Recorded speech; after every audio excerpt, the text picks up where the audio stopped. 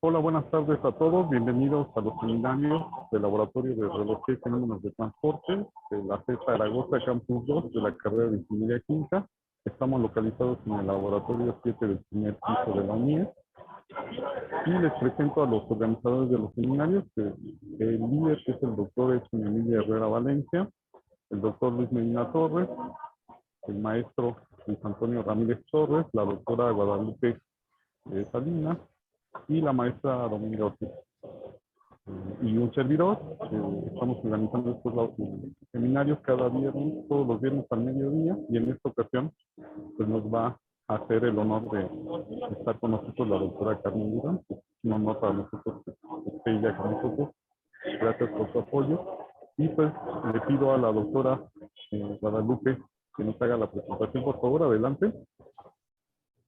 Sí, buenas tardes a todos y gracias por su presencia en este seminario. Como ya lo mencionó el doctor Fausto, vamos a tener la participación de la doctora María del Carmen Durán Domínguez de Bazúa, quien es profesora en la UNAM desde marzo de 1974, formando más de 5,000 estudiantes y ha obtenido con sus alumnos y colaboradores más de 100 premios y reconocimientos por sus contribuciones en biotecnología y protección ambiental y ciencia e ingeniería de alimentos. Además, tiene 7 patentes sobre tecnologías más limpias y desarrollos tecnológicos para la industria de proceso y para ayudar a la gente pobre a mejorar su calidad de vida. Su lema, tomado de un muy estimado colega que ya falleció, es combatir al hambre y no al hombre. Es investigadora nacional desde 1984, cuando el sistema se creó. Además, tiene alrededor de 600 publicaciones nacionales e internacionales en revistas, memorias y libros técnicos científicos. Y pues sin más preámbulo, dejamos que la doctora nos comparta su presentación el día de hoy. Adelante, doctora. Gracias por haber aceptado la invitación. No, por el contrario, muchas gracias. Ahorita me sacó, no sé si ya la ven completa o otra vez quedó pequeña. Quedó pequeña, doctora. Ay, es que aquí estas magias del hombre blanco no siempre funcionan. Miren, se supone que la tengo grande. A ver, vamos a ver si ahora sí me deja ponerla. Ahora sí. Ahora sí, ¿verdad? Sí. Muy bien. Sí, ya. Bueno, pues miren, les voy a platicar un poquito algo que hace aproximadamente un par de meses les di a los colegas de la Universidad Fraterna de Puebla, la Benemérita Universidad Autónoma de Puebla. Simplemente pues esta va a ser un poco menos coloquial y con un poquito más de tecnología. ¿Cuál es la parte importante de lo que les voy a platicar hoy? Pues el problema del agua, que como ustedes saben, dentro de poco va a valer más que el oro, porque cada vez la estamos ensuciando más. Esta grafiquita, que muy probablemente la han visto en muchas presentaciones, nos habla de la pequeñísima cantidad de agua que podemos usar los seres humanos, que es de solamente el 2%, y incluye incluso las aguas congeladas y subterráneas. Y de ello, pues al final solamente nos queda esta miserita, que es de 0.4%. ¿Y por qué es tan importante para todos los seres vivos que estamos aquí en la superficie del planeta? Pues precisamente porque todos tenemos mucha agua. Los seres humanos tenemos entre 65 y 75% de agua. Las plantas, dependiendo de su edad, por ejemplo, un árbol que ya es grande y viejo y tiene su corteza de color café, pues tiene la mitad de agua. Una fruta puede tener desde 85 hasta 95% de agua. Y una gotita de agua como esta, pues tiene aproximadamente 7.5 por 10 a la 21 moléculas. En México, específicamente, el agua pues nos llega por lluvia, ¿verdad? Ya fue, entre comillas, destilada en la superficie de los océanos, llegó como nube, y aquí precipita, aun cuando va recogiendo todo lo que esté en la atmósfera en el momento en que caen las gotas de lluvia. Ahora justamente empieza las lluvias en la Ciudad de México y van a durar pues hasta octubre, noviembre. Y si ustedes se fijan, la distribución del agua en nuestro país pues es muy inequitativa. Hay zonas muy secas que prácticamente no llueve aquí esta parte, y por eso es tan preocupante el que la gente tome leche Lala, porque los horripilantes de la laguna utilizan el agua del subsuelo y se están acabando lo que se conoce con el nombre de Cuatro Ciénegas, que es una zona residual de un mar prehistórico y que tiene muchas especies que solo allí proliferan, así que por favor nunca tomen leche Lala. Después sigue esta zona, ya no tan seca, luego sigue la azul un poquito más más fuertecito, y el azul eléctrico pues es donde llueve bastante. Pueden ver ustedes aquí todos los ríos de Sinaloa y todo eso. Y finalmente las zonas con altísima pluviosidad, que son las que provienen de la cadena montañosa que va hacia Centroamérica. ¿Se acuerdan que nosotros tenemos una aquí, otra acá? Se juntan aquí en esta zona y de aquí bajan hacia Centroamérica, y es donde tenemos pues una enorme pluviosidad. ¿Y qué es lo que pasa? Lo que pasa es que seguimos reproduciéndonos como conejitos, ¿verdad? Aquí está la cantidad de personas que éramos hasta 2010, ahorita ya somos más de 120 millones, porque seguimos en la misma tendencia. No pensamos en que va a llegar el futuro. No sé si ustedes, alguno ha visto la película Cuando el futuro nos alcance. Bueno, pues para allá vamos, ¿eh? Evidentemente, ¿qué es lo que pasa? Pues que la disponibilidad de agua ha disminuido conforme los años pasan. Entonces, cada vez tenemos menos disponibilidad de agua. ¿Y para qué la usamos?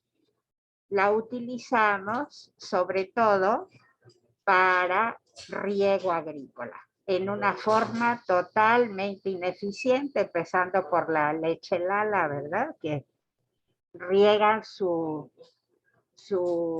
verdura que le dan a las vacas y toda el agua se desperdicia. Después sigue la industria y por último nosotros somos los que menos consumimos. Entonces, si no cambiamos nuestros hábitos de riego, pues nos espera un futuro como el de esa película, ¿verdad? Y aquí vemos que esto de la calidad del agua, pues es uno de los problemas más grandes, y que ha crecido la competencia entre usuarios, regiones y países. Aquí vean ustedes el desperdicio en el campo, que va del 50 al 70% de esa enormísima cantidad de agua, de ese 70% del agua dulce total que tiene disponible México, hasta el 70% se desperdicia porque tienen unos métodos totalmente absurdos, ¿verdad? En el caso de las ciudades, como México, donde tiembla de 20 a 30 veces al día, en vez de que se nos prenda el foco y pongamos las tuberías superficiales para que cada vez que haya una fuga la veamos, las tenemos enterradas y entonces no nos damos cuenta de que se rompen los tubos hasta que ya brota como si fuera manantial de las calles, ¿verdad?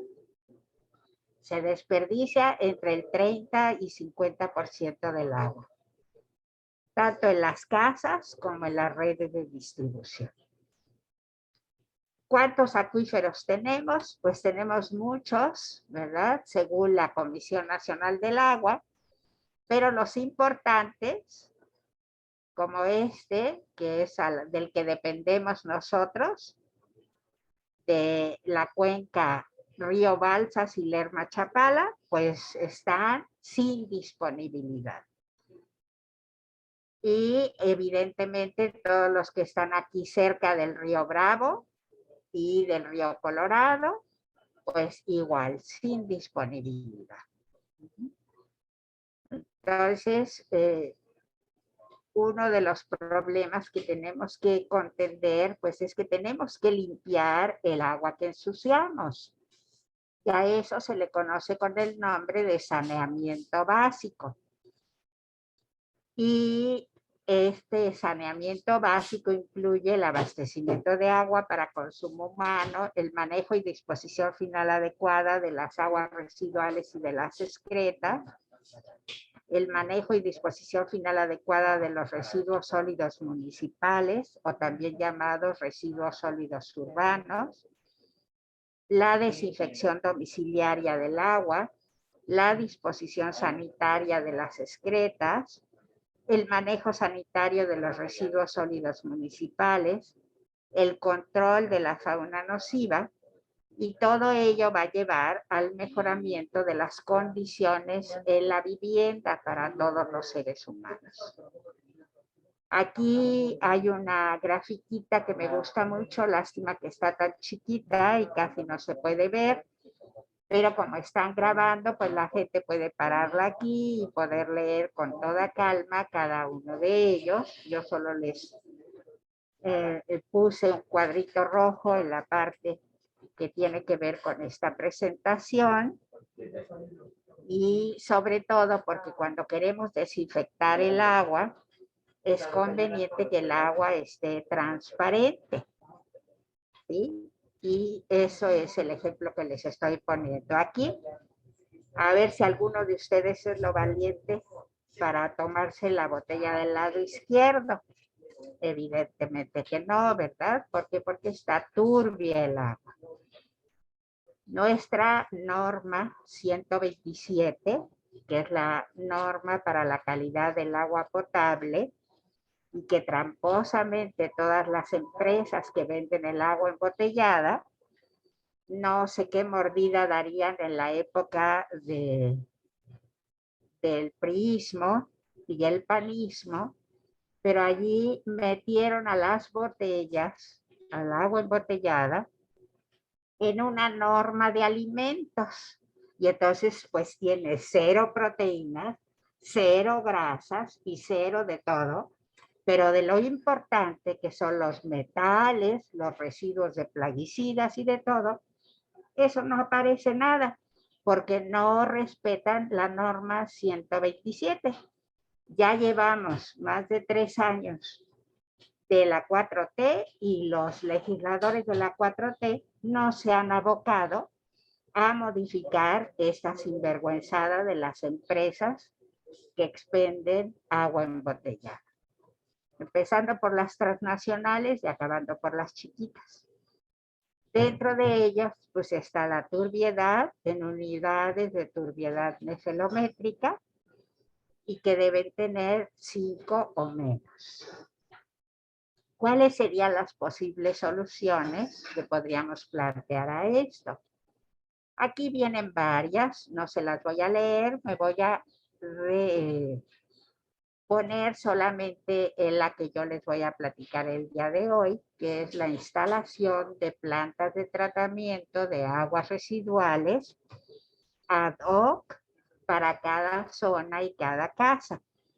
¿Qué significa esta locución latina? Para que se acuerden de la preparatoria cuando debieron llevar etimologías greco-latinas a la medida.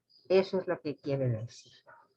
Instalar plantas de tratamiento de aguas residuales a la medida, dependiendo de para qué zonas son y para qué tipo de casas son. Y por qué es importante hacer el tratamiento en el lugar. Esta es otra locución latina, eso es lo que significa en el lugar, para eliminar las sustancias potencialmente tóxicas que solamente disminuyen la eficiencia del tratamiento que se les da en las plantas municipales, cuando existe y cuando se les opera apropiadamente, cosa que todavía los pobres de la 4T, en los 3 años que llevan, no han podido componer los decenas de años de desaguisados de los gobiernos anteriores. ¿Qué es lo que nosotros debemos hacer en una planta de tratamiento?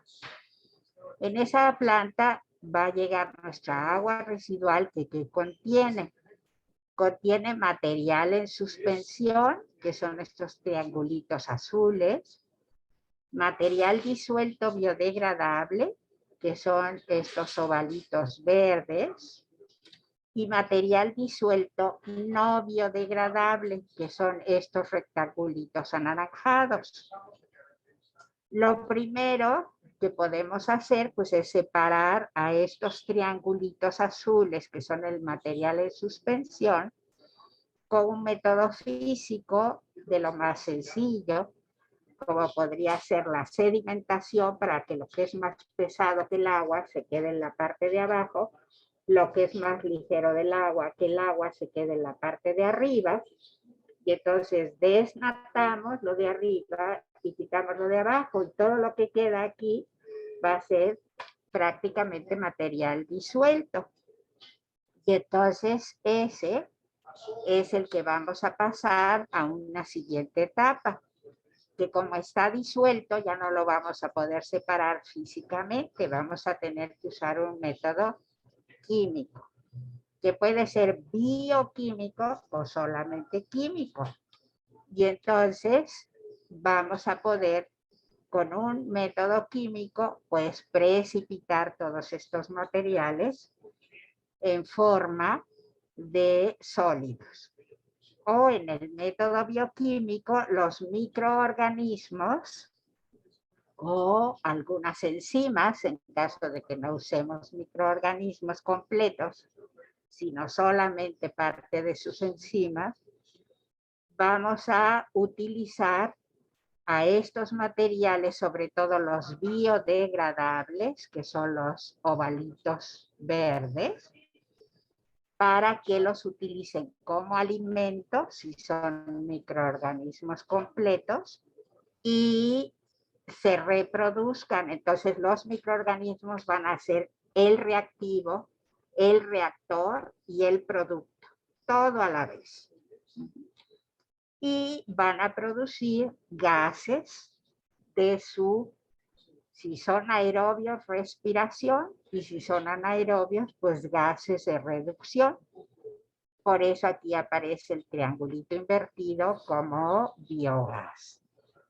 Entonces, eso es lo que vamos a hacer, usar un método bioquímico o un método químico de precipitación que nos va a formar estos sólidos, y en el caso del bioquímico, este biogás. Y finalmente, pues ya vamos a tener el agua limpia. Evidentemente tenemos estos subproductos que van a ser los sólidos en suspensión y el biogás.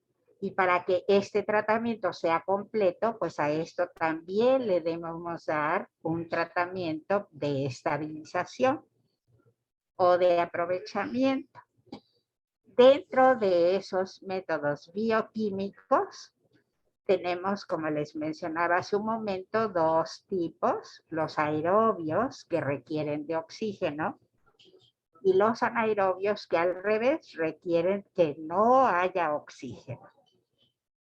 Y ellos, tristemente, pues solo pueden degradar aquellas sustancias que son biodegradables.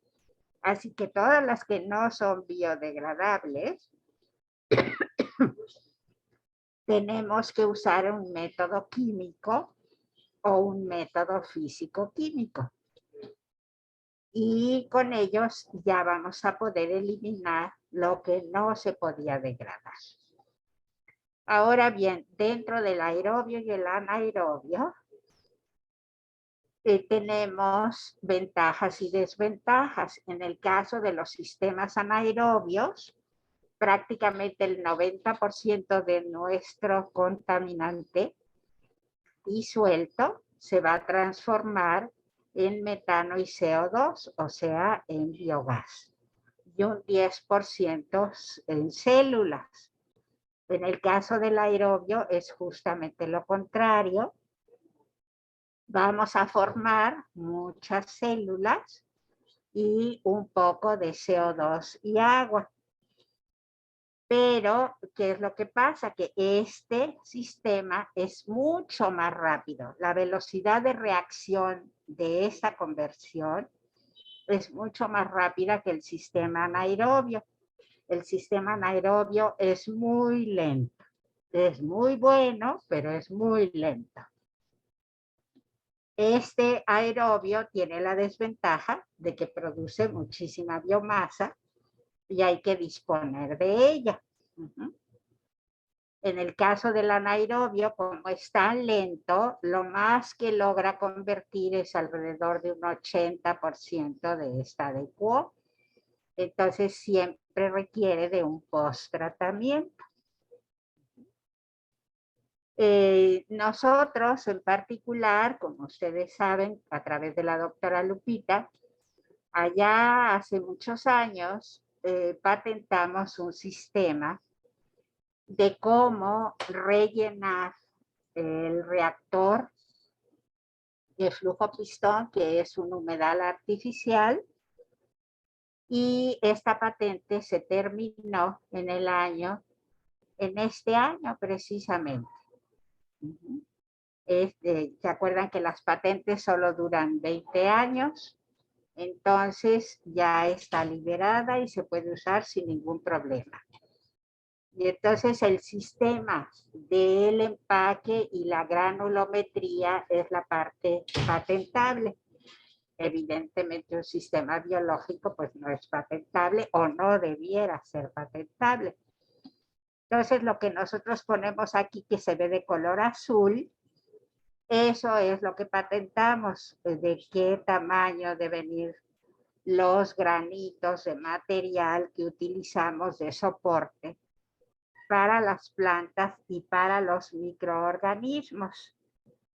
Aquí siempre debemos tener una cámara previa, que puede ser una fosa séptica o lo que sea, donde vamos a separar las natas, o sea, lo más ligero que el agua, y por la parte de abajo los lodos, o sea, lo más pesado que el agua o más denso, y por el medio vamos a sacar esto y lo vamos a distribuir a lo largo de este sistema. Este sistema en particular se llama de flujo horizontal porque el agua camina en forma horizontal. Va a llegar a estos tubos que tienen muchos agujeritos, están perforados para que el agua entre y pueda salir por aquí. Y aquí tenemos un tubo flexible porque dependiendo de qué tanto lo subimos o lo bajamos, vamos a tener a qué altura se va a llenar este. Casi siempre es deseable que sea de flujo subsuperficial, o sea que no se vea inundado, que no esté inundado. ¿Por qué? Porque en México hay muchos mosquitos, muchos. Entonces no queremos que puedan poner sus huevecillos. Entonces casi siempre hay que dejar al menos 10 centímetros abajo de la superficie para que los mosquitos no puedan poner sus huevecillos. Entonces deben ser de flujo subsuperficial, que puede ser horizontal como este, o podemos poner una red de tubos, una red cuadriculada, para que el agua caiga verticalmente y se recolecte en la parte de abajo. Cada uno de esos dos sistemas de flujo horizontal o de flujo vertical tiene también ventajas y desventajas. Van a depender de muchos factores que pues en este momento no les voy a platicar.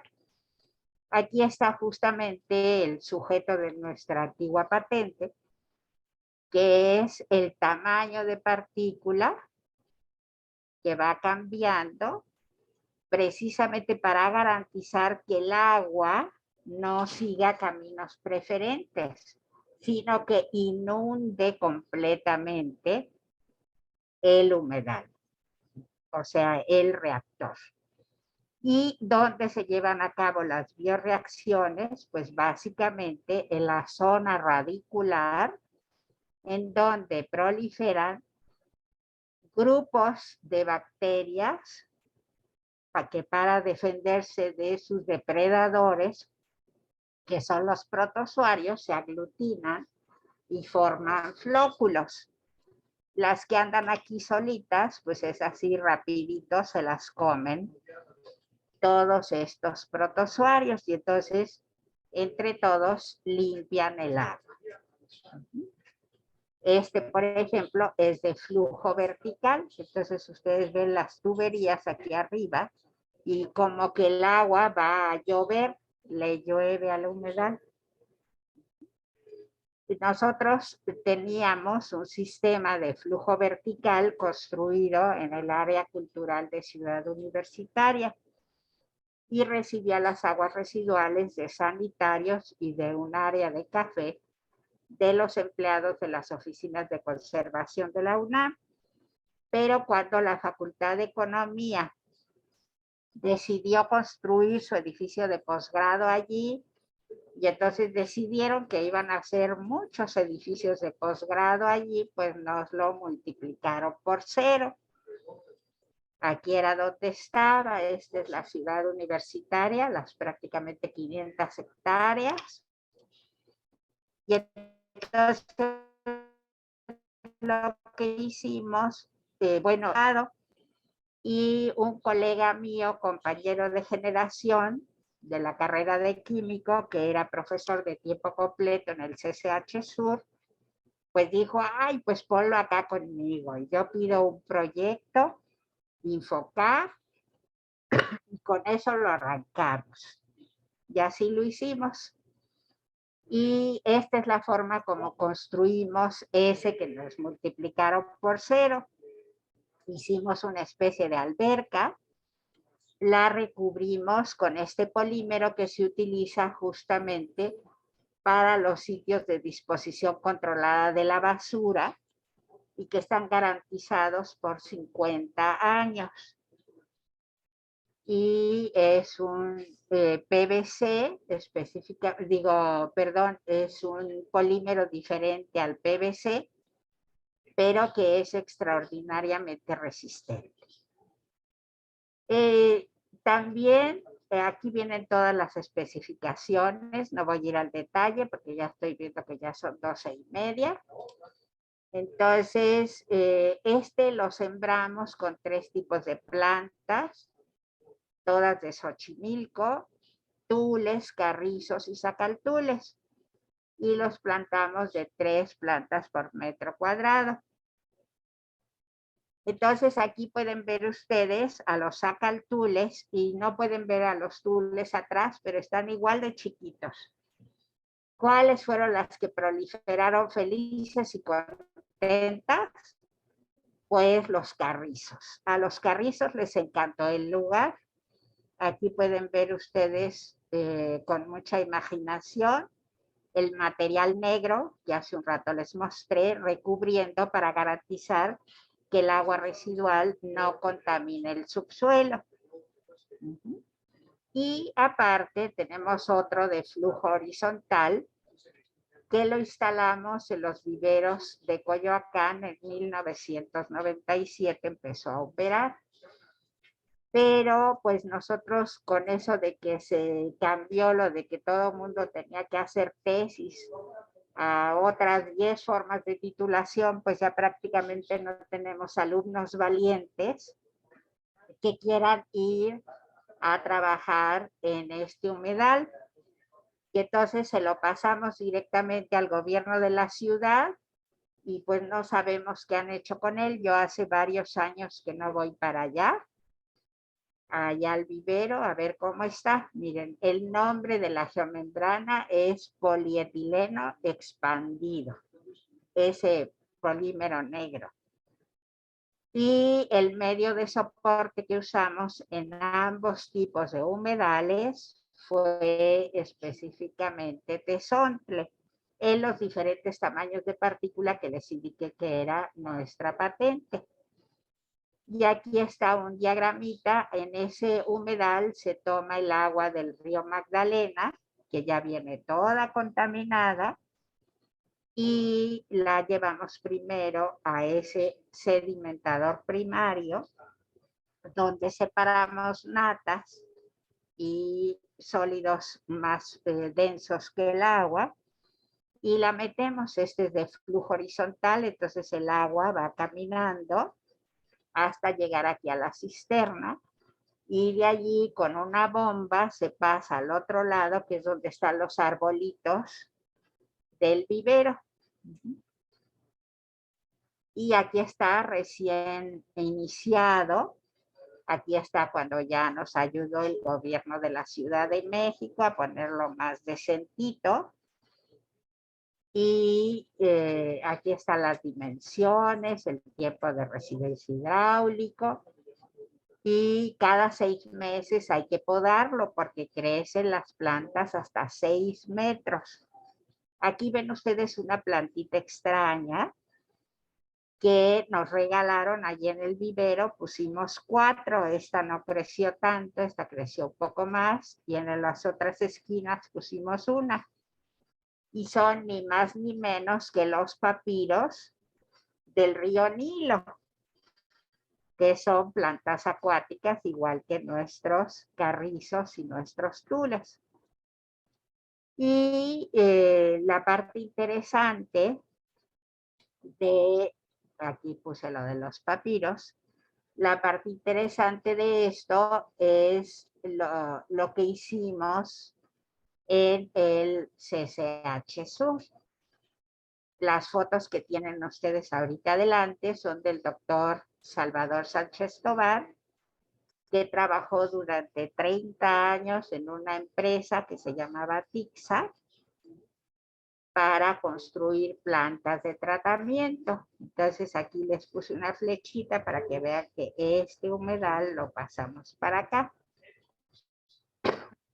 Y quedó justamente en un área que en el Colegio de Ciencias y Humanidades le llaman CILADIN, que son estos 2 edificios en forma de L, que es el sistema de laboratorios de innovación, y no recuerdo qué es creo que ese es el nombre, Sistema de Laboratorios de Innovación y de Desarrollo e Innovación.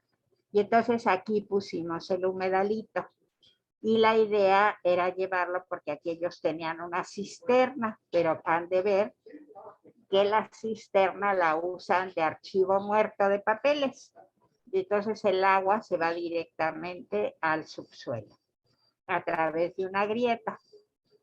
Y además construyeron en esa época un edificio enorme y le pusieron una fosa séptica microscópica. Entonces de esa traemos el agua también para acá, le damos el tratamiento y sale ya tratada, pero se va toda directamente a una grieta. Y aquí está tiene también el sistema horizontal subsuperficial. Y aquí pueden verlo ustedes recién que empezó. Fueron amablemente a inaugurarlo. Y aquí se alcanza a ver la geomembrana. Y aquí pusimos de todo tipo de plantas, porque cada alumno del CCH trajo una planta. Entonces había incluso plantas que dan flores y muchas cosas. Lo interesante, miren, aquí alcanzan a ver, por ejemplo, esta plantita se llama alcatraz. Acá estaban, bueno, otras, muchas plantas. La parte interesante de los sistemas, ya sea de flujo vertical o de flujo horizontal, es que tienen una excelente capacidad para eliminar microorganismos patógenos. Y lo que nosotros evaluamos fueron huevos de lombrices, Salmonella typhi, la que provoca la tifoidea, y Shigella zonei, que es la que provoca la shigelosis, y que estaban en números bastante elevados en estos sistemas al entrar. Por ejemplo, en el caso del humedal de flujo vertical, que estaba en CU, era toda esta cantidad. Estos son las elevaciones a la potencia 5, o sea, más de 100.000 colonias, y se reducía a la salida a 1000. En el caso del de flujo horizontal, que era el que estaba en el vivero forestal de Coyoacán, o está todavía, eran más o menos igual, 10 a la 5, y aquí baja un poco menos la eficiencia, como pueden ustedes ver, en el caso de Salmonella, porque trae muchísimas sustancias patógenas, y entonces no alcanza a quitarlas todas. Aquí ve, por ejemplo, 3 diferentes medios de cultivo, y específicamente esto es el agua a la entrada con los 3 medios de cultivo, y este es el agua a la salida en el de flujo vertical. Y en el de flujo horizontal, donde todavía quedan algunas unidades formadoras de colonias, pues no alcanzan a quitarse tan bien. Específicamente para los huevos del minto, igual el de flujo vertical baja de 6 a 11 huevos del minto por litro, digo de 6 a 1 y de 11 a 1. En el caso del de flujo horizontal, que trae muchos más, desde donde brota el agua en los manantiales del río Magdalena hasta que llega al vivero forestal, o llegaba. Supongo que todavía lo usan, no sé.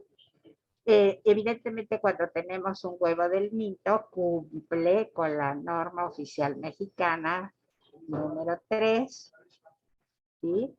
Que ahora en vez de col le ponen Semarnat. Pero lo interesante es que ese triste huevo pues puede ser Ascaris lumbricoides o Tenia o Trichuris. Entonces así como que no es nada deseable. Por eso nos hubiera gustado tener nuevos alumnos que se animaran a trabajar, especialmente en el que está en el vivero forestal de Coyoacán y el que está ahora en el CCH Sur. ¿Cuál es para mí en particular una parte muy importante del cuidado del agua? Es la educación ambiental. ¿Por qué? Pues porque si no tenemos educación ambiental y un cambio de mentalidad, no vamos a poder resolver el problema, porque técnicamente tenemos las soluciones, pero el problema es que la gente no las aplica, ¿sí? En la actualidad, les pongo yo aquí, los ciudadanos no están convencidos de la bondad de separar el agua. Por un lado la de lluvia, por otro lado la del drenaje de los lavabos y regaderas, por otro lado la del WC, la de la lavadora de ropa y la cocina, o si no tiene lavadora de ropa, pues el lavadero, ¿no? En Alemania, casi todos los ríos, yo les comento, estudié el doctorado en Alemania sobre tratamiento de aguas exactamente. Como todo se destruyó en la Segunda Guerra Mundial, porque los bombardearon los aliados por todos lados, ¿Qué fue lo que hicieron? Que la población, junto con las autoridades y ahora la sociedad entera, estuvieron de acuerdo en hacer estas separaciones. Y ahora ustedes van a Europa y especialmente a Alemania y ven los ríos preciosos y los arroyos. Entonces, lo único que vamos a poder hacer pues, es empezar a educarnos masivamente para evitar tirar basura en los cauces de los ríos, conectar ilegalmente los drenajes, verter los residuos de nuestras casas, empresas, hospitales, escuelas, a los drenajes en vez de tratarlos cada uno por separado.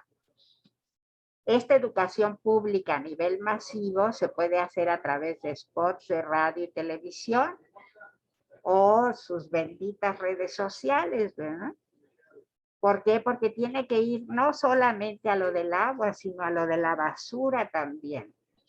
Esta es la casa de ustedes, o sea, mi casa, en donde el único bote tapado es el que tiene la basura biodegradable, el metal, el vidrio, el plástico y el cartón y papel. Y aparte tenemos otro botecito para el mixto, que serían estos envases. Y para los que son reciclables. Entonces, esa parte, pues sí es cierto, tengo 7 botes, ni modo, pero pues esa es la única forma. Y nada tontos los de la basura. Mi basura la ponen en sus bolsitas separadas, no la revuelven. Y aquí pues hablo de que no debemos tirar el agua a las barrancas o a los suelos o a ninguno de esos lados.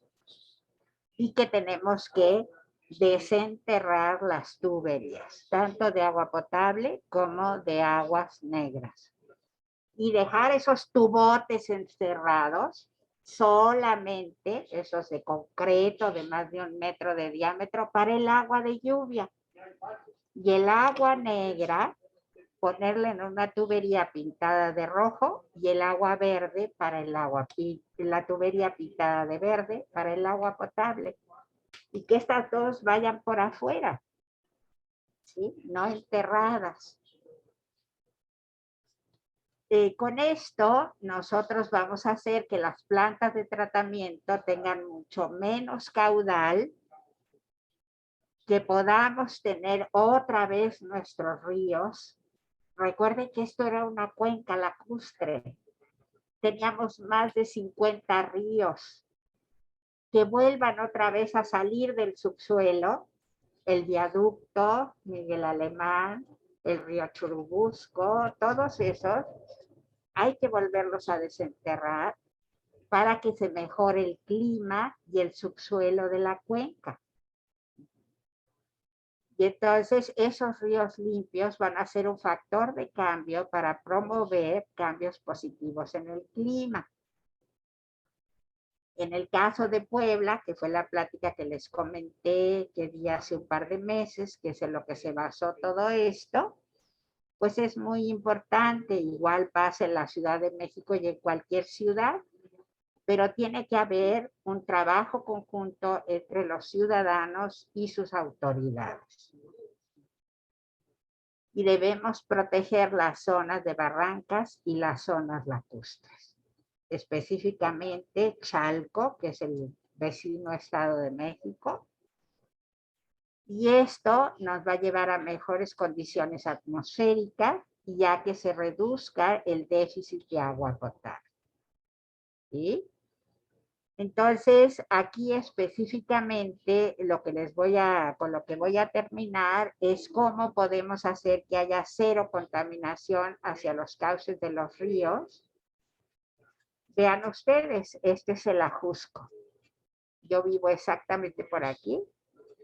Y entonces a esta gente les traen pipas todos los días. Y como somos muy limpios, no solamente lavamos la ropa, sino nos bañamos, porque eso sí tenemos, somos muy limpios. Aquí está el señor, cuidando que no se desperdicie el agua que les traen de las pipas.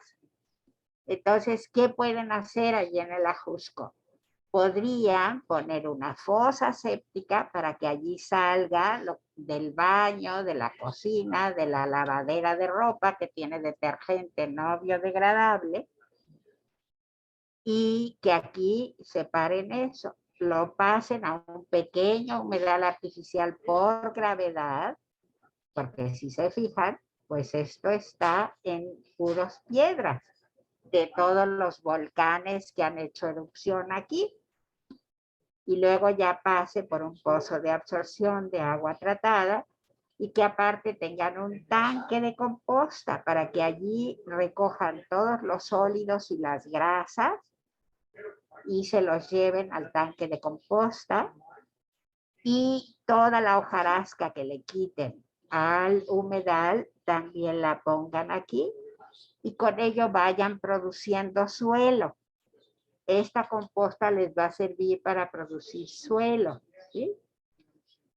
Aquí ya está un diagrama más ingenieril con dimensiones. Aquí ya están las dimensiones. Todo eso nos lo hizo el doctor Salvador Sánchez Tobar. Aquí ya está todo el dimensionamiento del humedal y del tanque de composta y del pozo de sumersión de agua tratada. Y aquí vienen los costos, y ustedes pueden ver que con 11,000 pesos pueden construir el de una casa habitación. Entonces, la bondad de los humedales artificiales, como sus progenitores, que son los humedales naturales, pues es prodigiosa.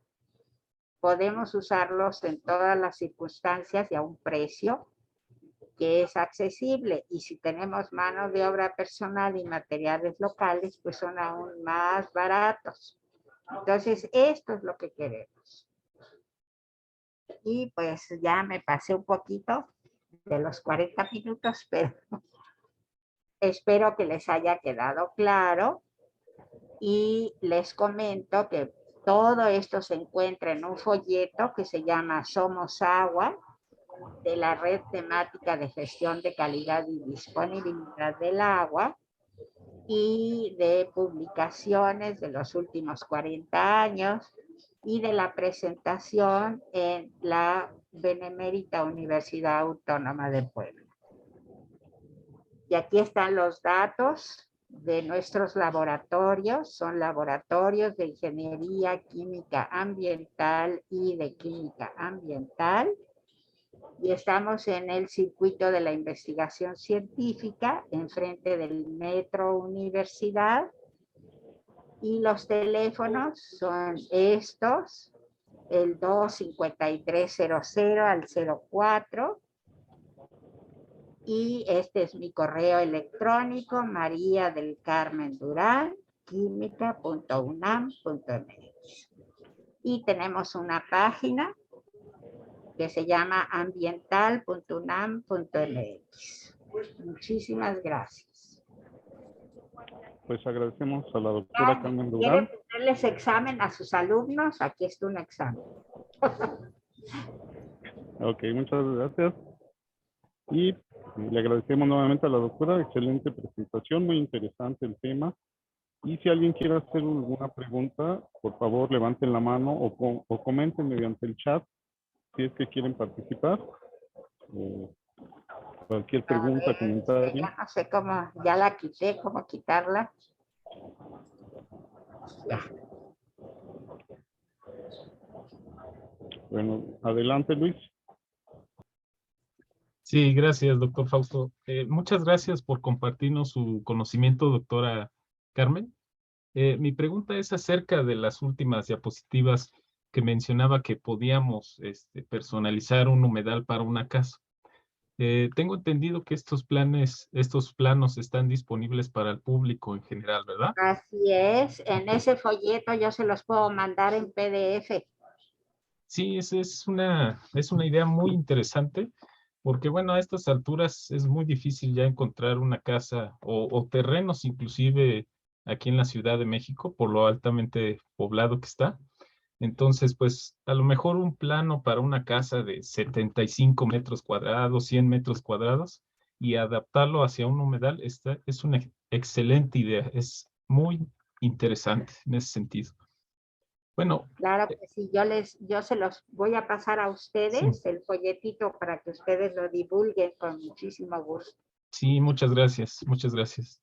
Bueno, mi siguiente pregunta, doctora, bueno, aquí nos siguen alumnos de primero, segundo, tercer semestre de la carrera de Ingeniería Química de la FE Zaragoza. También tenemos visitantes de otras escuelas. Eh, a grandes rasgos, doctora, ¿cómo podríamos aplicar los fenómenos de transporte, por ejemplo, para el diseño u optimización de un humedal? Por ejemplo, Uy, pues naturalmente que todo, porque sí, ustedes piensen en el material pétreo que utilizamos, ¿no? Entonces, lógicamente, allí va a haber una difusión de los contaminantes para ingresar a las células. Y de las células van a salir los gases y se van a difundir para salir. Entonces, esto prácticamente no se ha estudiado. O sea, todos trabajamos allí nada más así, como decimos nosotros, al dedazo, ¿verdad?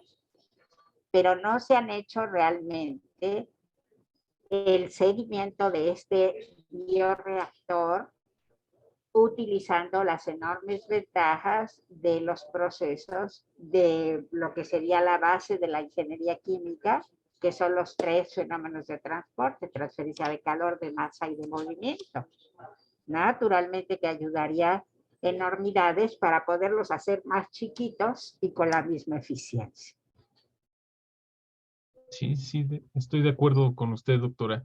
Definitivamente sí es un proyecto interesante en ese sentido. Empezar con algo sencillo, un bioreactor monofásico, por ejemplo, siguiendo una cinética de crecimiento bacteriano, por ejemplo. Un reactor de flujo continuo tipo pistón, a lo mejor en un medio poroso, o sea, Así, diferentes enfoques para empezar a abordar este proyecto que es interesantísimo. Y sí, el agua se va a volver un recurso muy importante en un futuro. con lo que Gracias, está doctor. haciendo la doctora Lupita de producir electricidad con los microorganismos que están más abajo de las raíces, que son los que ya están totalmente anaerobios y son los que van a producir los electrones. Y entonces se pueden capturar y producir General. corriente eléctrica. Entonces allí también la difusión es importantísima. O sea, la transferencia de masa es importantísima. Sí, qué interesante. Bueno, serían todas mis preguntas. Muchas gracias, doctor. No, por nada. Gracias, Luis. Pues no sé si alguien más, tenemos tiempo para otra pregunta, si alguien más quiere participar. Y si no, pues voy a aprovechar, doctora. Muchas gracias. Fue un honor tenerla con nosotros, le agradezco. Y nada más le quería comentar, ¿qué opina usted del boicot que apareció recientemente en redes sociales en contra de Coca-Cola? Llamaban a no consumir productos Coca-Cola precisamente porque parece que las refresqueras también están haciendo un mal uso del agua. ¿Usted qué Que opina lo de eso? diga. Por cada botella son 6 botellas de agua lo que desperdician. Además de todas las cosas que trae, porque evidentemente pues la gente no lo sabe, pero se vuelven adictos porque trae coca de verdad. O sea, la coca, y por eso quería quitar a este pobre hombre que fue presidente de Bolivia, porque es el productor número 1 de coca del mundo. ¿Sí? Entonces, Ujú. claro que es totalmente perniciosa el agua negra del imperialismo. Allá cuando mis hijos eran pequeños, salió una película francesa que se llamaba La Vaca Vaca y se trataba justamente de la, digamos, competencia entre la leche de la vaca y las aguas negras del imperialismo. Ellos jamás mencionaban el nombre Coca-Cola, pero eran las aguas negras del imperialismo, para convencer a los niños de que no tomaran las aguas negras del imperialismo, sino que tomaran leche. Por ahí debe estar, es Ujú. una película francesa.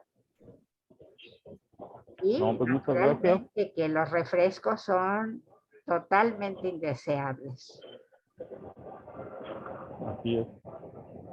Bueno, pues ya se nos acabó el tiempo, pero les agradecemos su presencia. Nuevamente le agradecemos a la doctora Carmen Durán y los esperamos nuevamente el próximo viernes al mediodía. Que pasen buena tarde. Igualmente, hasta luego a todos. Y cualquier luego. duda, pregunta, allí están los teléfonos. Estamos de 8:30 de la Ok. mañana Gracias, a doctora. 7 de la noche. Gracias, doctora. Muchas gracias. Ay, no, gracias a usted, maestra Dominga, por estar aquí. Gracias. Hasta luego a todos. Hasta luego. Saludos. Adiós, Lupita. Gracias por invitarme. Sí, hasta luego, doctora.